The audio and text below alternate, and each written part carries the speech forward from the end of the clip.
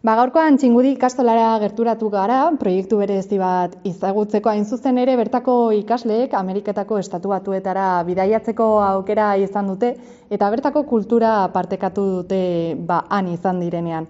Horretarako ikastolara gerturatu gara eta 4. mailako ikasleekin hitzordua egin dugu esperientzia honen berri izateko. Lehenik eta behin, Irune Gomez eta Maili Zeligüeta elkarrizketatuko ditugu haien esperientzia gurekin partekatu dezaten. Beraz, lehenik eta behin neskak hasieratik hasiko gara. Konta iguzue, nola izan zenuten proiektu honen berri? Lehenik eta behin etorri gurasoen bilera bat egin zen eta bertan Araitz eta Maitanek izan zirela gurekin etorri ziren irakasleek kontatu zuten pixka bat proiektua zertan zetzan eta gero baita ere etorri ziren Araitz eta Maitanek klase bakoitzera pixka bat kontatzen.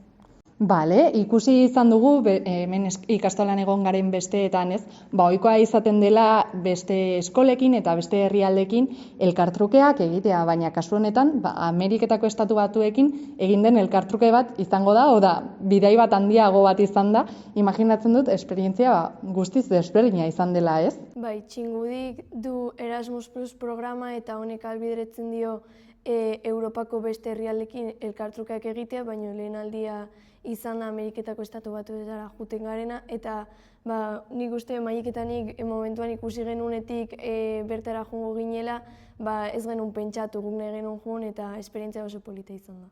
Esperientzia gainera nahiko bakarra, zeren 4 izan zarete, bertara juntzareten ikasleak, gero ezagutuko ditugu beste biak, baina konta iguzuen, nola egin da aukeraketa hau? Lehenik eta behin DBH-ko notak begiratu zituzten eta hor aukeratu zituzten ikasle batzuk eta orduan ikasle horiek pasa ziren bigarren fase batera eta gero egin genituen aurkezpen batzuk ingelesez nola aurkeztuko genukeen gure kultura, Euskal Herria, gero ere egin genituen idazlan batzuk ikusteko nola moldatzen ginen ingelesarekin eta azkenik egin genuen irakasleekin elkarrizketa batzuk ingelesez nola moldatzen ginen.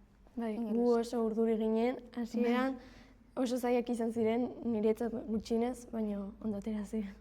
Azkenean zuek izan zineten aukeratuetako batzuk, eta konta iguzue, ara juna horretik imaginatzen dut behin aukeratuak izan zinetela, eskolan pixka bat lanketa egin zenutela, jorratzeko partekatu hartzen duten edukia, konta iguzue, zen izan zen aurretik egin zenuten lan hori, nola prestatu zineten? Hau ez da izan elkartruke normal bat, bertara joan gara hainbat herrialdeetakoekin elkartzera eta gure kultura zabaltzera, eta konturatu ginen lan pila bat egin behar genuela, beraz irakasleekin lana zatitu genuen, eta gero joan baino lehen aste bat lehenago edo horrela, gelditu ginen liburutegian Laurak, egiteko lan guztiak, posterrak, aurkezpenak eta bar. Eta behin ara iritsita, ez dakit asko kostatu zitzaizuen bertako esperientziara, bizi erritmora, ohituretara egokitzea edo erraxea izan ote zen? Hasieran zen dena pixka bat arraroa, oso handia dena oso ezberdina, baina gero egunak pasa hala nire ustez moldatzen joan ginerango bizimodura, eta nire ustez denak nahi genuela bertan geratu denbora gehiagoz. Bai, ohitu ginen oso ondo, egia da desberdintasunak daudela Europa eta Ameriken artean, baina ohitu ginen oso ondo eta asko gustatu zitzaigun eta gehiago gelditu ginen. Horixe da, eta konta iguzue, bertan Ameriketako Estatu Batuetan egon zineten, baina baita beste herrialde batzuetako ikasleekin. Konta iguzue pixka bat, nongo ikasleekin partekatu duzue bizipen hau, eta zeintzuk ezagutu dituzuen? Azkenean etortzen ginen herrialde ezberdinetako ikasleak, eta joaten ginen eskola ezberdinetara. Eta hain zuzen gure eskolan zeuden Ukrainakoak, Bosnia-Herzegovinakoak, Alemaniakoak, Italiakoak, Suediakoak, eta ez dakit baten bat gehiago. Asko zeuden, eta hori zen gure eskolan, eta gero beste eskola batzuetan zeuden beste elako herrialdetakoak. Eta batzuetan elkartzen ginela, eskola guztietakoak, baina orokorran egiten genituen gauza gure eskolarekin bakarrik, eta adibidez egin ditugu lagun berri asko, Italiakoak, Alemaniakoak. Eta ekintzak egiten genituen ere eskolaz kanpo, eskolan egiten ziren ekintza batzuk, baina gero Amerikarrek antolatzen zituzten festak elkartzeko pistinara edo horrelakoak, eta elkartzen ginen denak elkarrekin, eta adibidez orain Italiakoekin jarraitzen dugu hitz egiten eta bertakoekin ere. Bikain, eta konta iguzue, jendeak jakin dezan zer egin duzuen bertan egon zareten bitartean, hau da, errutina nolakoa zen, ez dakit klasetara joaten zineten, edo pixka bat nolakoa izan den han zuen bizimodua? Bueno, eskola joan gara oso egun gutxi, zezkenan asko zegoen ikusteko bertan, egon gara 2 aste, baina eskolara juten ginenean zen klaseak emateko guk haiei Euskal Herriaren inguruan, eta ere proiektuak aurkezteko eraman genuen ez egunen proiektu bat eta Euskal Herriaren beste proiektu bat, eta gero turismoa egiten genuen bertatik, eta arratsaldetan gauza pila bat, ez gara gelditu. Hori da, orokorrean joaten ginen eskolara bertako ekintzak egitera, programa honen ekintzak egitera, eman genituen, Irunek esan duen bezala, klase pila bat, 10 klase uste dut, eman genituen bai gure eskolan eta bai txikien eskolan, eta gero egin genituen proiektuak, eta gero genituen familiekin egun libreak. Orduan bertan egiten genuen turismoa, joan ginen, New Yorkera, Washingtonera, orduan bisitatu genituen toki pila bat. Orain proiektu honetan parte hartu duten beste ikasle batzuk ezagutuko ditugu, hain zuzen ere Aizea Berastegi eta Ane Plaza, beraz lehenik eta behin neskak zuen esperientziaren zati hau partekatzeko konta iguzue. Eskolan lanean aritu zineten bertan, baina bertatik kanpo ere turismo egiteko aukera izan zenuten, zer ezagutu zenuten bertan? Esan duten bezala gure kideek, egon ginen ikastolan, horko ikastolan, eman genituen klaseak Euskal Herriaren inguruan, eta ere bai genituen beste ariketa edo aktibitate batzuk Euskal Herriaren eta gero beste agenda gai 30 inguruan. Eta gero gure programa zokan antolatuta asteazken batean Washingtonerako bidei bat. Hori genuen ja ikastola guztiarekin, beste herrialdetako jendearekin ere bai, eta sakanatu ginen taldeetan, joan ginen Alemaniakoekin, eta bisitatu genuen Washington guztia, eta gero gure familiekin antolatu ziguten bidei bat New Yorkera, egun bateko bidaia izan zela, baina eman zigun denbora ikusteko gauza asko. Bale, eta konta iguzue, behin etxera itzuli zaretenean, ez dakit hemen eskolan bertan, edo ikaskideekin edo lagunekin bazuen esperientzia partekatzeko aukera izan duzuen, eta ze kontatu diezuen bertan?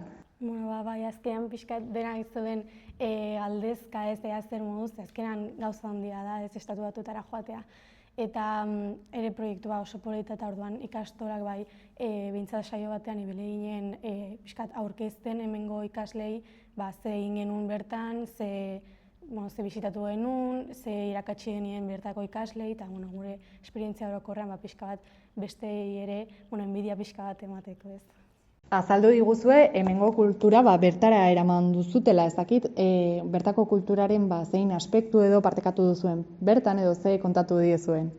Esan bezala leheno, egin ditugu 3 egun klase ikastolan, eta gero egin genuen beste egun batean sarrera bat Euskal Herriaren inguruan, izan zela triptiko bat eramatea eta informazio nahiko laburra jartzea gure kokapena ikastolaren inguruan, Irunen inguruan ere bai, eta gero ere bai jarri genituen janaria, gastronomiaren inguruan pixka bat, baina denak nahiko labur. Baina gero eman genituen klaseak hango ikaslei, ja azaldu genien sakonago euskararen inguruan, hizkuntzaren inguruan, egiten diren korrikaren herri urratsen inguruan, gero gastronomia, kirolak, gero praktikatu genituen dantza batzuk ere bai, aurko ikasleekin, eta mitologiaren inguruan, bertsolaritza, eta horako gauzak. Eta gero ere irakutsi genien euskeraz hitz batzuk, eta ibiltzen ziren pasilloetatik hitz horiek errepikatzen edo, eta azkenan nire ustez iruditzen zara oso polita zure Euskal Herriko arrasto bat bertan uztea. Oso ondo, eta konta iguzue, ez dakit hizkuntza zuen kasuan erronka handia izan zen bertako hizkuntzara egokitzea eta nola moldatu zarete? Ni bintzat ondo moldatu naiz, azkenan ere kontua hartuta ikastolako ingeles maila gorena zutenak hautatu dituztela, azkenean ez da hainbesteko erronka izan, niretzat behintzat ez, baina momentu batzutan pixka eta igual azkaritze egiten zutela edo ez dakit pronuntziazio oso bitxia edo, eta orduan batzutan laguntza eskatzen genuen, baina bertako jendea oso lagungarria zen eta kontuan hartzen ziguten une oro. Nire kasuan, ingelesarekin moldatzen ez oso ondo, baina esan duen bezala jendeak hitz egiten zuen oso azkar ziren nahiko, bazengo jendea hitz egiten zuen nahiko argi, baina bazengo jendea ere baizokana ingeles bastante itxia. Orduan zen batzutan pixat zaila edo trabatzen zinen, baina bueno. Eta konta iguzue, esperientzia bezala modu pertsonalean, ez dakit zer eman dizuen esperientzia honek bizitzean, eta ez dakit uste duzuen zuen bizitzan aurrerantzean baliagarria izango ote zaizuela hemen bizitakoa. Esperientziaretan ikasi dugu asko beste herrialdeen inguruko kulturen inguruan, beraien bizimodua eta nola ez den bakarrik hemen Euskal Herrian bizitzeko modua. Erakutsi digute adibidez ukrainiarrek, erakutsi digute nola den beraien bizimodua eta gerrarekin eta nola sufritzen duten eta ze arazoak dituzten ere bai ikasteko momentuan, ze beraik naute ikasi, baina ez dituzte baliabideak. Orduan, horrek ere bai erakutsi digu nola mundua dagoen bizimodu asko eta nola ez den bakarrik hemengoa eta nola jendearen beste bizimoduak eta ereki digu pixka bat gure burua. Horixe da, eta bukatzeko neska konta iguzue, behin esperientzia hau bizita, ez dakit ikusitakoaren ostean, beste ikaslei horrelako aukera bat azaltzen zaienean, bertan parte hartzea gomendatuko zenieketen, bai ez, aholkulen bat emango altzenieketen, konta iguzue pixka bat. Nire ustez dela guztiz gomendagarria. Azkenean esperientzia hau bizitzan gertatuko zaizun esperientzia politetakoa esan duen bezala ez dakit beste kulturak ezagutzea, beste herrialdetako ikasleen bizimoduak, esan bezala gerran ere ikustea nola jendeak ze egoeretan pasatzen duen eta ikasteko ze zailtasunak, gero ere nazioartean lagunak izatea, harremanak estutzea, beste herrialdekin ere kontaktuak mantentzea, ezakit. Nire ustez dela oso aberasgarria esperientzia eta beraz guztiz gomendagarria denentzat. Hemendik kontatutako guztia eskertzen dizuegu neskak, mila esker, eta orain kurtsoa ondo bukatzera. Eskerrik asko.